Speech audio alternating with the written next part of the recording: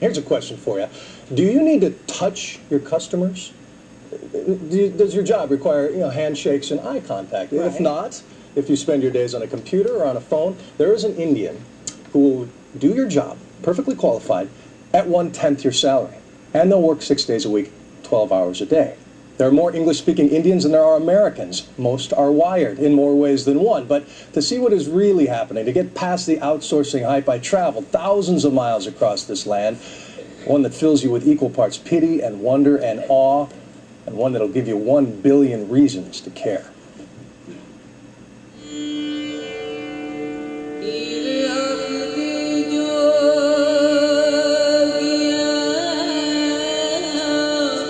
Dawn in India.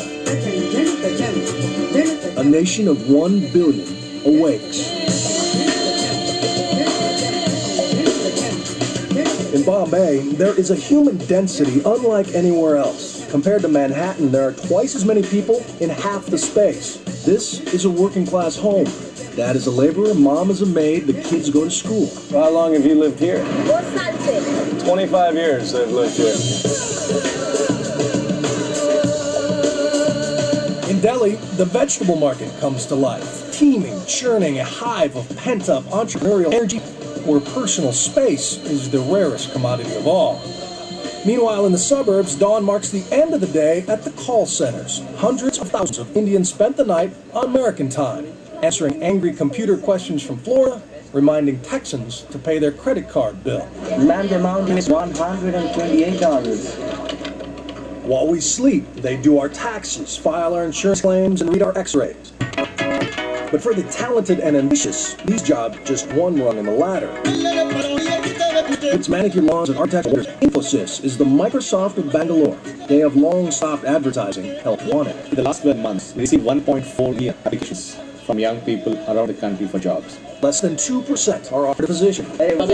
As a sign of the times, the company is now hiring American graduates. So if this is what's possible, why does most of India still look like this? Of stars, it is the world's largest and most diverse democracy.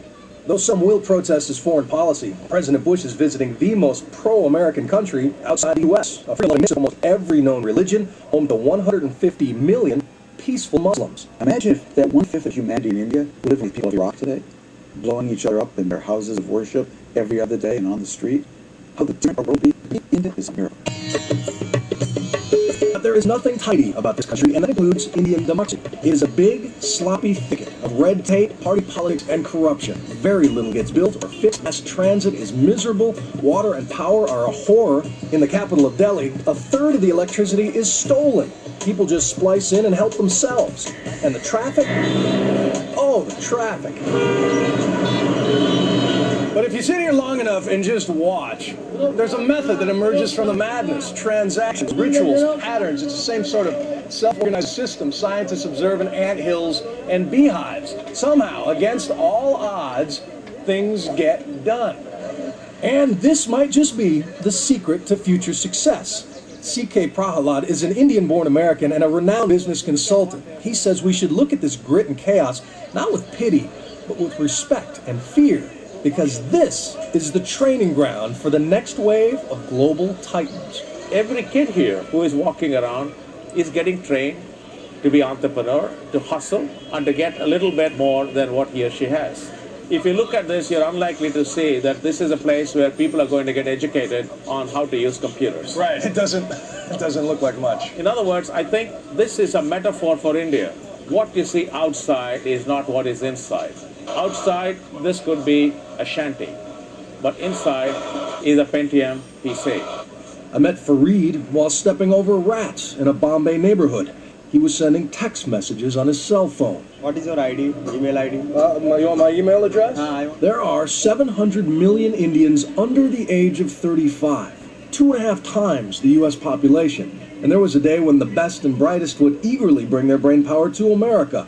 But post 9/11, visas are tougher to get. And with a mall and a McDonald's right down the street, why leave home? 3:01 on the clock. 3 बज चुके हैं. दूसरा घंटा है. Priyanka is a popular DJ in Delhi. Hi, welcome to Radio City. And she conducted an on-air poll at our request. If you had a choice between taking your skills to America or staying in India, what would you do?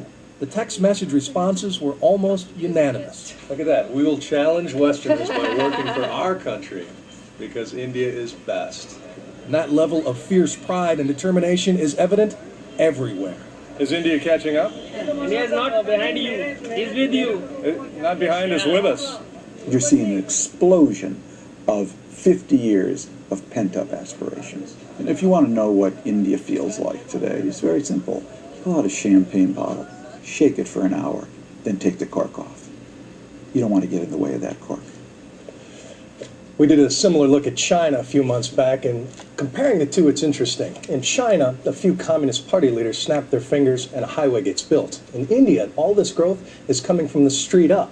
In fact, one author told me our economy grows while our government sleeps. They think that'll make it much more stable in the long haul, and China's going to get old before they get rich. This is a young country, so their labor force is going to challenge us in the next half century. Right, so many millions more than we have here in terms of young people. But this prowess in technology, we all know about it, and science, where does it come from? Is there a secret? It's a 3,000-year-old reverence for knowledge. In fact, every college we went into had the goddess of knowledge. They consider study a form of worship, and parents see education as the only way out of those slums, so they will skip meals to send their kids to private schools. And tomorrow you'll take us to daily life.